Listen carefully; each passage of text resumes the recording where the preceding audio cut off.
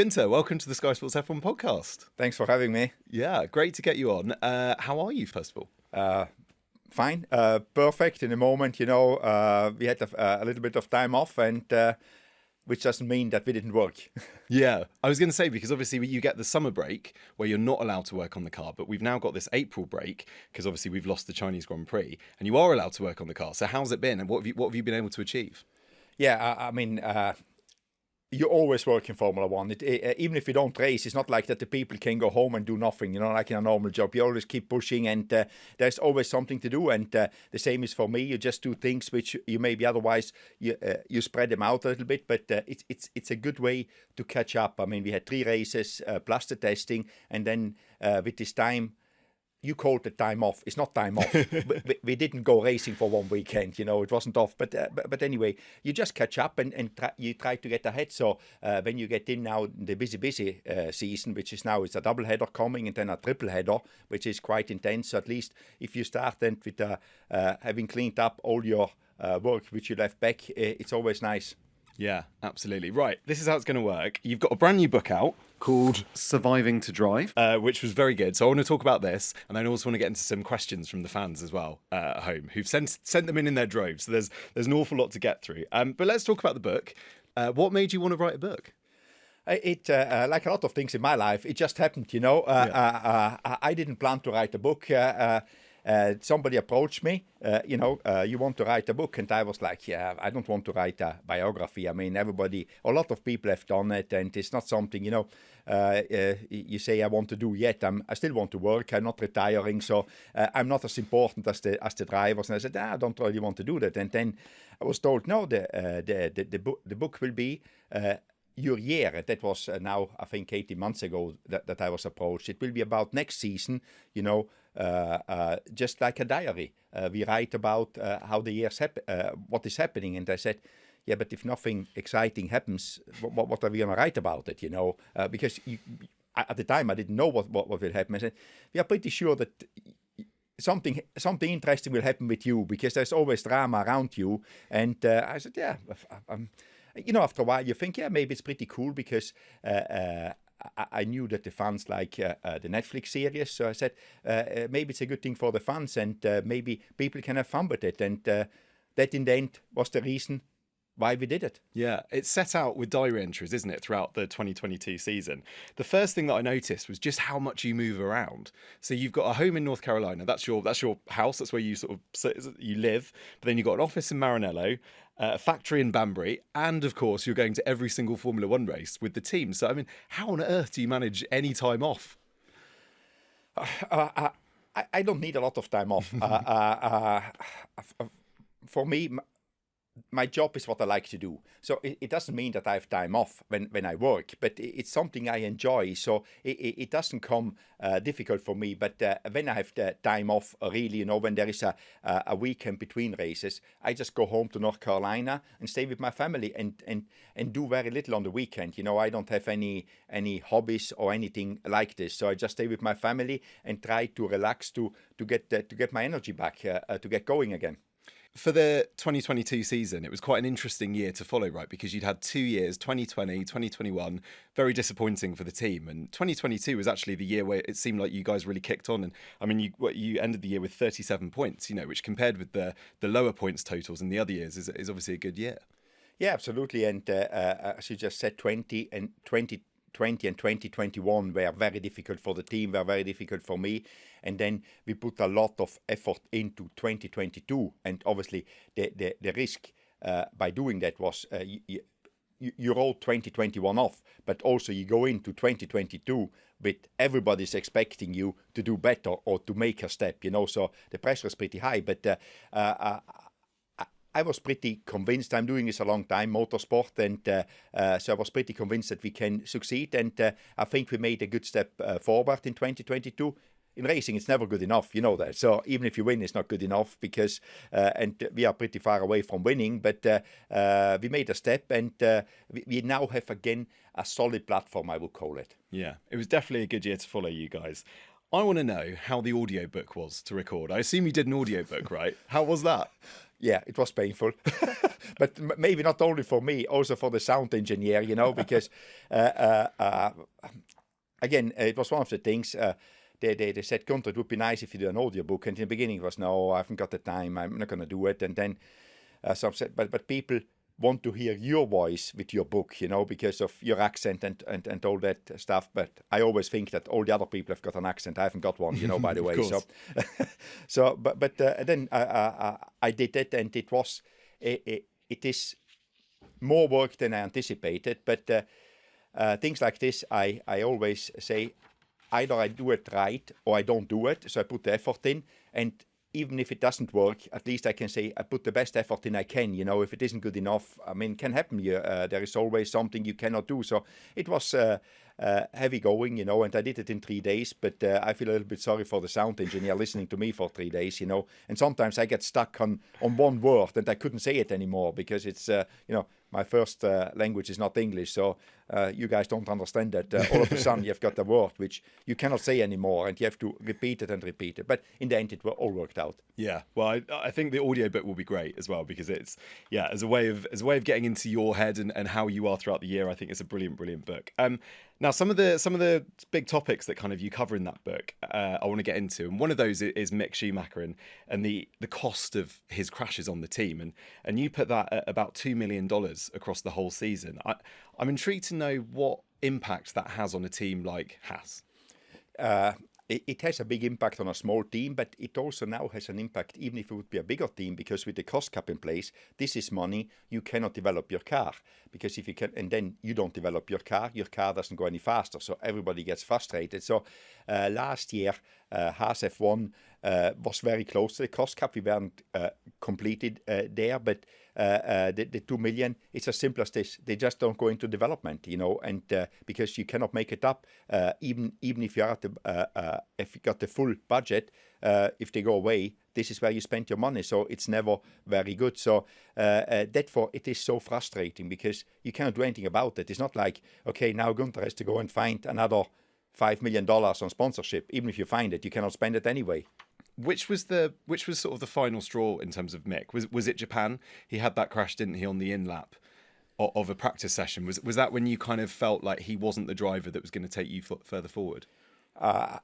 I think there was a certain frustration when this happens. I get very frustrated. I'm very emotional, and I say things I maybe wouldn't say 2 hours later, to be honest. But when you're sitting there and you know the effort which went in, the effort the people put in, not me. I mean, all the people to make this cast, to make it all happen. And then things like this happen, and you get frustrated. But there is not, normally there is, you get this moment of, we need to change something, but then you have to think, if I change something, how do I change this to be better for the team? It's no point to make just a decision. We finish here, and then that I think where I start to really think, what do I need to do to take the team forward from where we are in 2022? 2022 we had I call it a decent car.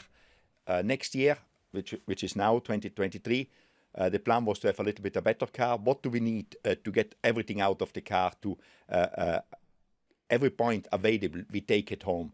And obviously, I came up then getting an experienced driver. But it is not one moment where you decide this is the moment. It comes over a little bit of time, and it just grows in you and say, we need to do something. And is that you taking your own responsibility for those crashes? You kind of take that yourself?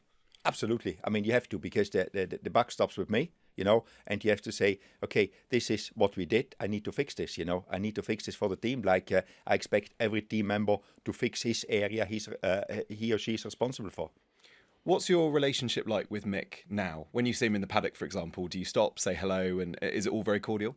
I didn't see him this year. Honestly, I think I saw him at testing, and I said hello, but afterwards I didn't see him because he's now at the other side of the paddock, where the champions are, and we're on the other side. So I didn't run into him in all 3 races. So I have no problem to say hello. I don't know how he will react, but I think we are all grown up, and in the end we had 2 years together. We tried to do something. We gave Mick an opportunity, which we also have to, I think, needs to be respected. Haas F1 took the opportunity and or gave him the opportunity, and we all need to move on. And Formula One is, I quite a small circus, I call it. And in the end, there's no point to fight or not to say hello to anybody. Yeah, I mean, you're getting on a plane with these people, aren't you, on a Wednesday morning? You refer in the book to some of the German media having it in for you, and I'm just intrigued for you to explain how you think that had an impact on Mick, and perhaps Mick not being able to get the best out of the car last year. I think there was tried to put pressure on to keep Mick to blame all the team, and I don't think that was good for Mick, because in the end, they didn't actively try to divide us, but that's what they did, I think, because obviously I think he didn't feel good when he heard the things talked about me, and I didn't feel good coming from their side. So in the end, they tried to divide us, and as I always said, this is not good for Mick, even if you try to do this, because in the end, we have the team in the end decides who is going to drive the car, not the driver which car he's driving. So it's no point to upset a team about the driver because you want to say Gunther didn't take care enough of Mick and how I do things. So in the end, he scored points. Nobody says that is because Gunther managed Mick like this. Nobody came with that one. And I don't expect that because I don't expect to be blamed if he crashes, because the driver has to do that himself to get the points and not to crash. And the responsibility with the team is to give the driver the best car they can, and we always did that, to be fair to both drivers, that they both get the same level of car. We always did that. And if we didn't do that, we explained that, for example, an upgrade, only one part was available, and you share it. But we are very open about it. We never hit anything or gave an advantage to one or the other driver, because that's a principle of my life. You need to treat people fairly to get the best out of it. Because in the end, who wants the drivers to perform at their best? Me and the team. So why would I try to sabotage any of our drivers? So, and that was not understood. And in the end, this is part of our life, of a team principle life, that some people don't like what you're doing. So, I mean, I think people know how I feel about it. I don't really care. I mean, if somebody doesn't like what I do, don't just say it, but it doesn't do anything. I will not change, because I don't feel I need to change because of somebody who has no vote in the team. Moving on then to your driver lineup for this year with Kevin and Nico, obviously a much more experienced set of drivers than you had with Nikita and Mick. Looking back on having two inexperienced drivers in your team, would you now say that it's actually a better idea to have at the very least one experienced and one rookie, or would you point to just more experience is better within a Formula One team? I think at least you have to have now, and I learned that lesson as well, but at the time we didn't have a choice, we took two rookies and we tried to make it work. And obviously now with having had the experience, I can fairly say it was not a good experience, and but I'm not blaming the drivers. I'm blaming ourselves for it. I'm not trying to put any blame. It's very difficult with having two rookies, and obviously having two experienced drivers is, for a team like ours, is the best, because we are still the youngest team in Formula One, and just getting always the advantage of a guy which has done this longer than we are doing it. Nico is driving F1 cars longer than Haas F1 exists. Think about that one, So and that was always. In the beginning, we started with that one. We had Roman and we had Esteban. Esteban did only 1 year before, but he had 1 year, and that year was not so bad for him. So, but then we swapped immediately to Kevin, which had already 2 years in F1, because we always wanted experience. And now we could have a driver which one had 5 years and one, I don't know how many Nico has got. I think between 8 and 10, I don't even know, but more than the team has got. So in the moment, that is we are in a very good position. We are very happy with that, because that's what we were looking for, just to give us that experience and to take us forward. And again, we cannot blame the other drivers for it. We knew when we took them on that they don't have the experience. We have nobody else than us to blame that we make that decision. So, experience, to make experience just takes time. And in Formula One, you haven't got a lot of time. Certainly not. Certainly not. I want to ask you about the story that I read in the book about how you recruited Nico Hülkenberg for the drive, because essentially you played quite hard to get, didn't you? You said that you rang him once and then you just didn't. You waited to hear from him afterwards. Yeah, it is one of the things. And also at the time when I rang him once, there was not really sure what we want to do yet, So I just wanted to feel out if he's available or not. And also to feel a little bit how big his hunger is, how big he wants to come back in. Because if you think about, he was out of a full-time ride for 3 years, which is a long time. Obviously, he did a few races, but I say full-time ride. It's like, how much does he want to get back?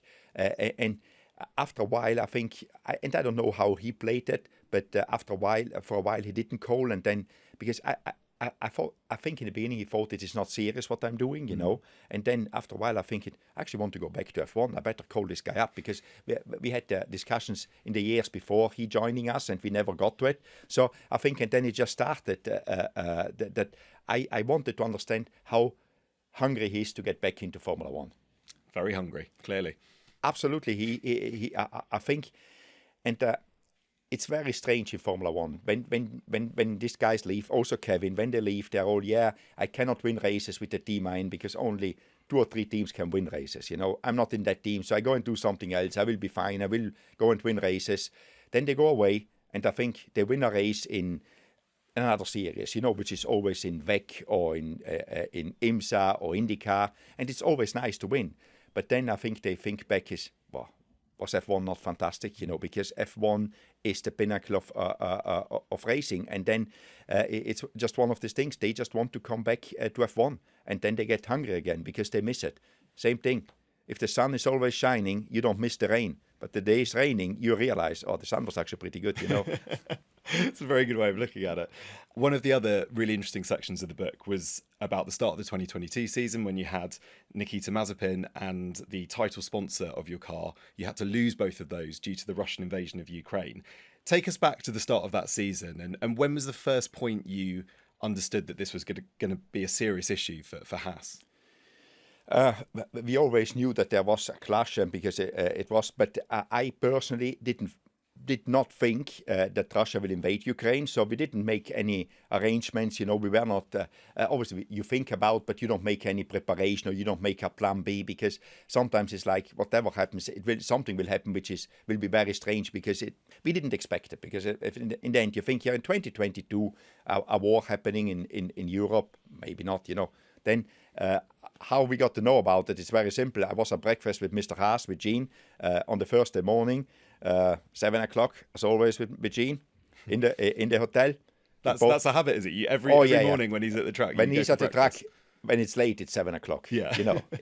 Because he cannot sleep with the jet lag, so obviously we have breakfast, and it's very nice. It gives me time with him, without other things to do. But then we were sitting there, and we both, as you do it these days normally, you go on your news, and it was like Russia invaded Ukraine, and I was, wow. Well, and he said, I think you got your day. Your day is getting busy today. That was Gene's thing on it. And obviously, I knew we need to do something. I just at the time I didn't know what. I took my director of communication. I said, come and sit with me in my office, because I will make a lot of phone calls. And if you are there, I don't have to explain you what is happening. You hear it live. And I just started to phone up people, and people started to call me up. And I had to wait until California was awake, because they are 9 hours behind, because the board of Haas is sitting in California. And obviously I had to get their opinion about it. Got everybody's support. And we just decided that evening that we are going to cut ties with Ural Kali. And how did you break the news to Nikita? What was his reaction?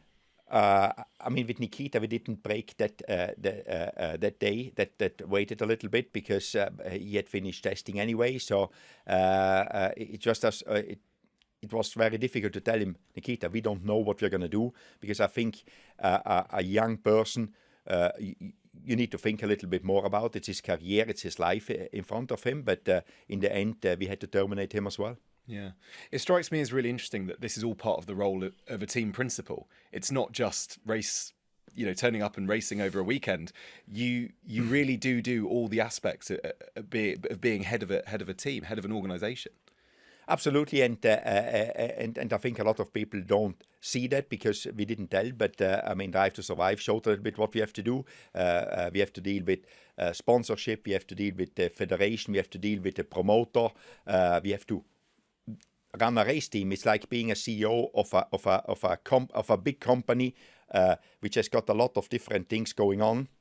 And just less people. Instead of being a big corporate with thousands of people, we are a corporate, the big teams with 600 to 800 people, and in the case of Haas, 200 people. But you have to do a lot of multitasking. Yeah. And one of the lines as well that you said at the end of one of the chapters was, seriously, who'd have my life? Which I thought was really, really funny.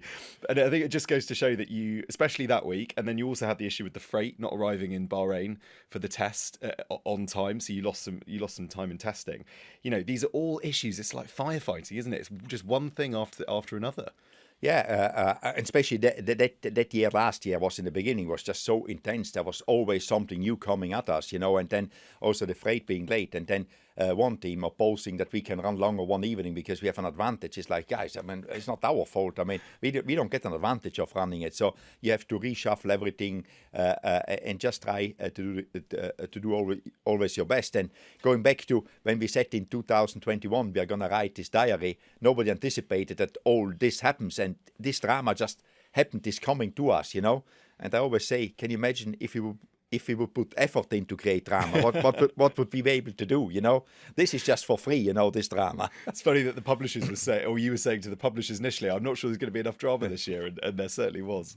All right, let's move on to talk about Drive to Survive, and obviously you've had a starring role in the series so far. It's really put you on the map for a lot of Formula One fans.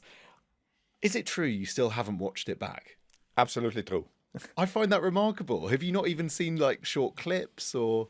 I saw one or two short clips, very short ones, you know, but I never watched it, and I think I can explain also why I didn't watch it, because I'm not doing anything. I'm doing my job, and people follow me and film me. So if I watch myself, I'm sure I would try to do things different. Then that would take me. I would think the next time when I'm filmed, how should I behave and differently. I'm not an actor. An actor needs to watch himself to do his job better. I'm not an actor. I'm not team principal, so I need to do a job. So that's why I don't watch it. So at least in my head, I always I don't start to think how should I do next time when a camera is around. So I avoid to watch it in the moment. And after five seasons, I've got used to it, not to watch it, and to explain to people why not. Because people say, "Are you not interested?" No, I was actually there, so I don't need to see me. I know what I did and what I didn't do. Yeah, I think it's the fact that you seem very authentic on Drive to Survive, and I think fans particularly they get quite a media watered down version of what happens in the paddock. Sometimes that's what they see on Twitter or on TV. But I think the reason why you resonated so well was it was so authentic. I mean, there's no way you could act some of those pieces. I mean, I don't think. As I said, I didn't see it, so I cannot tell you if I can act. But this is me, and I think a lot of people which know me a long time, 20, 25 years, they can tell you he was always like this and he didn't change. That's me. And I'm now too old to change anyway. So I keep like I am, and I'm not watching it. Maybe I'm watching it when I retire. Yeah. and I'm completely embarrassed about it and don't go out of my house anymore. Huh? I don't think you should be embarrassed by it. It was very entertaining and very, very good. All right, final bit I want to talk to you about before we move on to the Q&A from people at home. There's a really nice quote at the start of the book by Niki Lauda. It says, "A lot of people criticise Formula One as an unnecessary risk, but what would life be like if we only did what was necessary?" And you speak about Niki in the book quite a lot, and I just want to find out from you about your relationship with Niki and how that developed and how he mentored you over the years. It's very strange. I got into F1 because of Niki. Obviously, I knew who Niki was. He was, when I was a kid coming from South Tyrol, which is close to Austria, he was a hero to all of us, the day he called me, or his secretary called me up asking if that Niki Lauda wants to speak with me, for me it was like, sure, I'm going to speak with Niki Lauda, because I was working in rallying, was perfectly happy what I was doing, but if somebody in my position says Niki Lauda wants to speak with you, it's something, yeah, sure. And we spoke. I went to see him for dinner in Vienna. one day, and the next day he called me up, you're going to work for me. And we established a very good relationship the year I was with him at Jaguar. And getting into F1 is quite difficult. And as I said, I didn't try to get into F1. I was perfectly happy in rallying where I was. But being brought in by Niki Lauda to F1, it's just, your introduction is so much quicker than if you have to do it yourself, because he's the guy which is respected. Everybody knows him. He introduces you to other people, and all of a sudden you got credibility because of him. Because people say, if Niki trusts this guy must be pretty good, you know. And that was my way in. And in the year we worked together, or I worked for Niki, we established a very good friendship. And that continued when we both left Jaguar, you know. We were always in touch. We spoke at least once a month, even sometimes when something was happening weekly. And when I started to build up Haas, Niki again helped me, because if Niki Lauda calls up somebody, it's a lot more than when Gunther Steiner calls up somebody, you know. So the difficult phone calls, I always said, Niki, can you do me a favor? Can you call it? Sure. And I mean, the first meeting, the series meeting with Stefano from Ferrari, the Monicali, Niki and Bernie Ecclestone, Niki instigated, you know, to say, hey, Bernie, you have to listen to Gunther. I knew Bernie from before, but you know, there is always people which wants to work my team, and that now this Gunther is coming, and Niki told him he's serious, and that was Niki in making that introduction again. So my relationship was always very good, and sadly he passed away a few years ago, and I think Formula One misses him quite a lot. Yeah, absolutely. Here. Okay, thank you. That was the section on your book. We've now got quite a few questions from people at home. So these are going to be a little bit random, you know, but I think they're going to be quite interesting. So the first question is a tweet from Sasha, which is referring to the door that Kevin Magnussen hit. Have Haas invested in more sturdy door brackets now, given that A, Kevin is back in the team, and B, the season is longer than before? No, Kevin knows not to smash the door anymore. We don't need bigger doors or anything stronger. He just knows he's not going to do that anymore. Is it, what's happened to the door? Is it somewhere you should auction it? I think it would go for quite a lot of money. No, it's still in the motorhome. We still need it, you know. So we are planning to change motorhome for next year. Maybe auction it off. That's actually a pretty good idea. Yeah.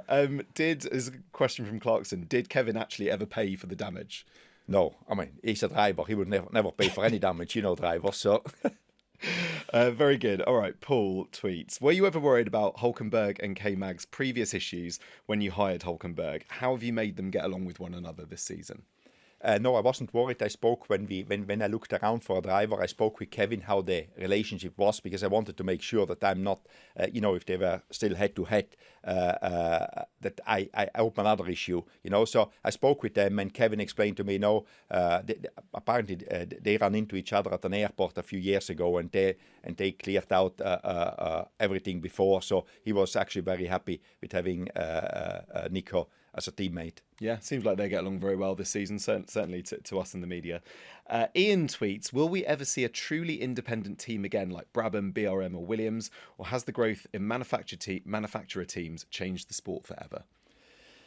It's difficult to say. I mean, who would have expected Formula One to be what it is 5 years ago? You know, we had can it go the other way, that there is other private teams again, that the manufacturers leave? I mean, the manufacturers left in 2009, 2010, they all ran away, you know. I don't know. I cannot answer that, but I think what it is in the moment, Formula One is in a very good place, and we try to keep it like this. But then we are not in control of financial crises and things like this. So fingers crossed, we keep on going like this and stays like this. But I think a few independent teams will always stay around, and I think they add a little bit of spice to the business. Otherwise, it would get too corporate, in my opinion. Yeah, absolutely. I agree. Emily would like to know, if you could drive an F1 car around any track, which circuit would it be and why? First of all, I have no interest in driving an F1 car. Really? A lot of people ask me, no. Why not? I haven't got enough talent. As simple as this, you know. You need quite a lot of talent to drive these cars, because you need to keep the tires in temperature, which means you need to go fast. but not understanding, apparently, because I never drove one, the aerodynamics, you need to understand them, that you trust the car, because I'm used to drive a car without downforce, like most of us, all of a sudden you get this downforce. So, but I think if there would be a track I would like to drive it, if I would have the talent, it would be Suzuka. Because I think that's a very cool track for a driver. Must be so cool going through some of the corners there at that speed. It just must be something really, really cool. Yeah. They used to have two-seater F1 cars, didn't they? Where I think you could be driven round at that sort of speed. That'd be pretty cool. Yeah, I was offered that one once when they were still around, but I didn't fancy it, to be honest. You're not a speed freak like some people are. No, it's something strange. When you work in this business, it's not something which intrigues me. Okay, very interesting, very interesting. Ben on Instagram would like to know, how did you become a team principal? What was your path? That's a big question. But can you try and, I mean, if someone at home wants to be a Formula One team principal, what would be your advice? Maybe that's an easier question. Yeah, it's easier, because otherwise we are sitting here 10 minutes that day. My story, exactly. Everybody may be falling asleep, by telling them the story. But no, it's if you look at the team principles now, they're coming from all different directions. I think it's one of these things which in life you need to, first of all, being at the right time, at the right place, and then have worked in racing before. You need, in my opinion, some racing experience, and you can get it from various racing parts of it, varying categories, but you need to have been in racing, I think, because otherwise you struggle, because it is quite a complex, I wouldn't even say complicated, but complex environment to move into. And as proven in 2022, you need the ability to fight fires. You need the ability to be, to balance opinions. You need all of that as well. Exactly. You need to know the players. You need to know how to lobby. You need to do so many things, and you need to know people around in motorsports to be efficient. Because otherwise, if you're not efficient, one little problem, it takes you forever to sort. And in F1, what you're not given is time. Tomo tweets, was there a genuine chance you could have signed Charles Leclerc back in 2017, who just come off winning GP3 in 2016? No, he was a Ferrari driver, and obviously we could have had him as a one-year driver. At that time, we were not into having just a one-year driver, because for a team that is normally not something you want to have, because you train the driver, and then if he's a good driver, when he gets good, you move him on. So in the end, you're nothing else than a proving ground for a big team. So therefore, we didn't do it. If we wanted, I don't know if Ferrari would have given him to us for 1 year, but they gave him to Sauber at the time. But we were not actually bidding for him. Yeah, he drove for you, didn't he? Of course, in some practice sessions. Did you see the talent at that point that you thought he was going to go on and be a top class driver? Yeah, we never have to forget his first drive in an F1 car was with Haas in an FP1. Sorry.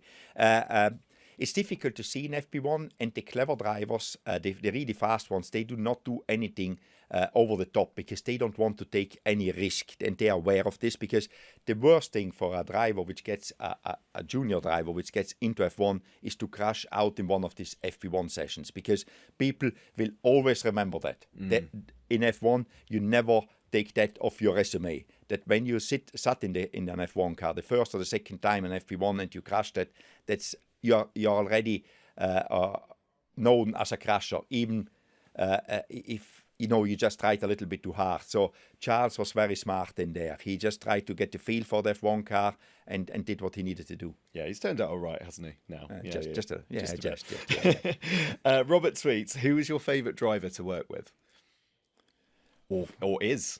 Yeah. I mean, I work with so many drivers, also in rallying. I mean, if you work with legends like Colin McRae, you never forget about him.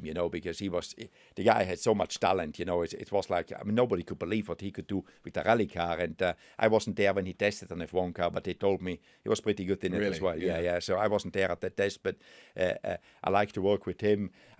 Normally I like to work with most of the drivers. I worked with Eddie Irvine.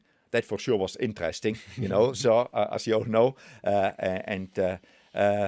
no, but also with our current drivers, I enjoy working with them. Yeah. Josh would like to know, What's your favourite hike in the Dolomites? I think that one he saw on Netflix, Yeah, the going I up think you the might have Oslo. done. Yeah, exactly. Yeah, there is a story behind it. If you're from that area, it's the highest mountain there is 3,900 meter, and if you are from there, you normally do it. You know, do a mountain. And I'm getting older now, and I never did it, so I took the opportunity to do it. You know, and I really enjoyed it. Yeah. What is it about hiking that you like? It's just being out in the nature. You know, I get the feeling there is something bigger than us, than the human being. There is something there. You know, I just get the feeling of freedom and get in that feeling. You know, there is something big out there. You know. Lovely. We should go hiking. You've sold me. You've sold me. The Grinder Gamer would like to know, what is your favourite sport aside from motorsport? I mean, I'm not practicing any sport myself, but to watch, I quite like to watch ice hockey. But I follow a little bit football, soccer, whatever we want to call it. But I just follow it. But I would say if I would do something else, really following it, it would be ice hockey because I played it when I was a kid. Yeah. Do you have a football team? No, not really. No, Okay. because no. Okay. All right. Fine. Sure. Sure. I don't want to divide the Yeah, I fans can here, understand. you know, yeah. I can understand. There's a tweet here. What's your personal standout highlight moment from your time in F1 so far? I think it's when Haas F1 started in Australia in 2016. It's the time there, you know, to start an F1 team from scratch. It's a big challenge with a lot of people told us it will never happen, or we will be closing down sooner than we ramped up to go to a race, because we introduced a complete different business model, how to do things, and then going out there, being at the start, being competitive. It's just a nice feeling. You know, it's a nice feeling for the team. There were so many people which work day and night to get there, you know, and give them the feeling to be there, to be organized as the other ones, even if you have to work day and night. And then at the race scoring, at our first race scoring points, it was just a fantastic feeling. Yeah, and still going strong. Yeah. All these years later. Josh would like to know on Twitter, who wins in a boxing tournament between the team principals on the grid? Who would, if you were up against one of the team principals, who would you be most scared of? I think the fittest one is Toto, you know. Yeah. But that has made him the best fighter, you know. I wouldn't be scared of anybody, to be honest, you know. Yeah. You think you could take? Oh yeah, I could take them on. You could take yeah. them on? Yeah, I could take them Okay, on. Yeah, all I'm not right, scared well, of let's see anybody if we there. Yeah. can- see if we can organise that. I hope we don't have to go there, you know. That we are boxers, you know. Yeah. Fingers crossed. Fingers crossed. We'll settle it on the track, not in Exactly. The, not in the boxing not in the ring. Yeah, exactly. Yeah. Matty would like to know what your favourite part of a race weekend is. Qualifying and race. I mean, that is why I do this job.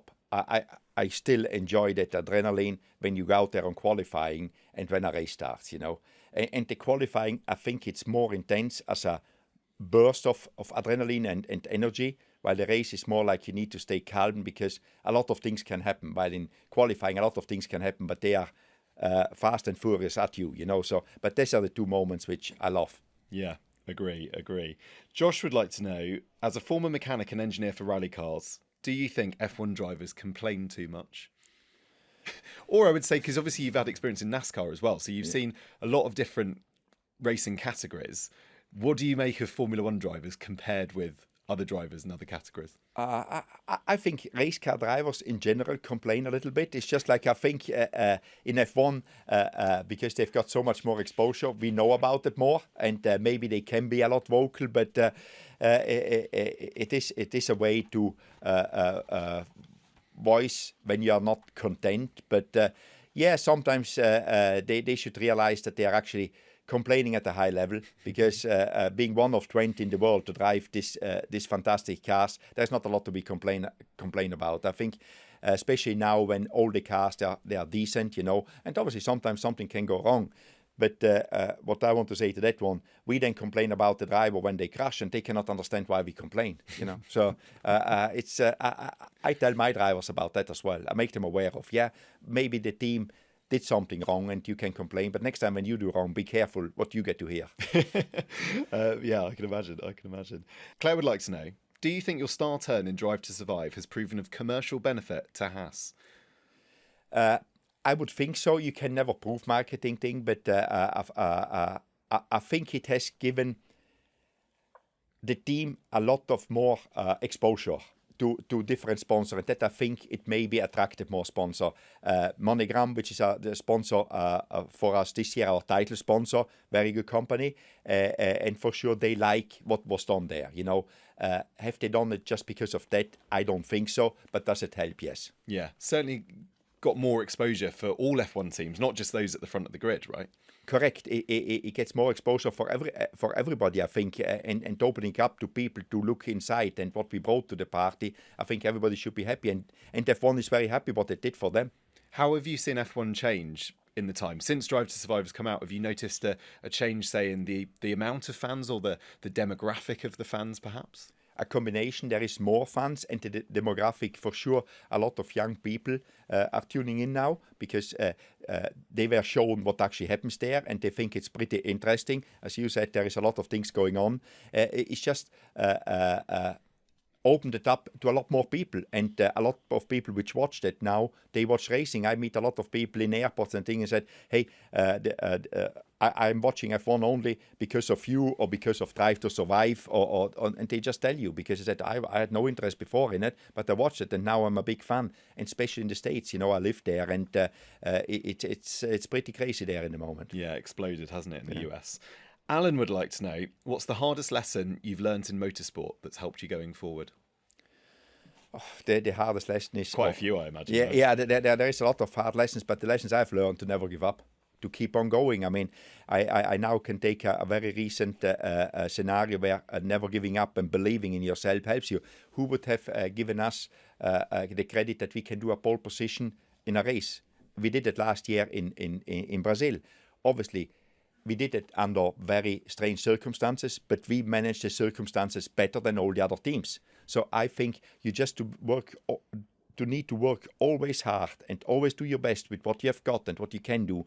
The opportunity will arise, because if you say, oh, it will never happen anyway, it will not happen.